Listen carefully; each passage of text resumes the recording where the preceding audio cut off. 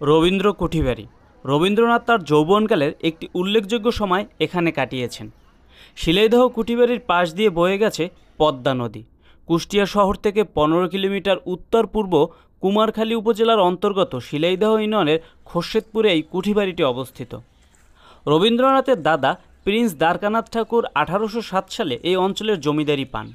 পরবর্তীতে 1889 সালে রবীন্দ্রনাথ ঠাকুর এখানে জমিদার হয়ে আসেন। এখানে তিনি 1901 সাল পর্যন্ত জমিদারি পরিচালনা করেন। এ সময় এখানে বসেই তিনি রচনা করেন তার বিখ্যাত গ্রন্থ সোনার তরী, চিত্রা, চৈতালি ইত্যাদি গীতাঞ্জলি কাব্যের অনুবাদ কাজও শুরু করেন এখান থেকে। 1958 সাল থেকে প্রত্নতত্ত্ব অধিদপ্তরের ব্যবস্থাপনায় শিলাইদহ রবীন্দ্রনাথ ঠাকুরের কুঠিবাড়িটি গৌরবময় স্মৃতিরূপে সংরক্ষিত আছে। 1971 সালে বাংলাদেশ স্বাধীন হওয়ার পর কুঠিবাড়িটির গুরুত্ব অনুধাবন করে কবির বিভিন্ন শিল্পকর্ম সংগ্রহপূর্বক একে একটি জাদুঘর হিসেবে প্রতিষ্ঠা করা।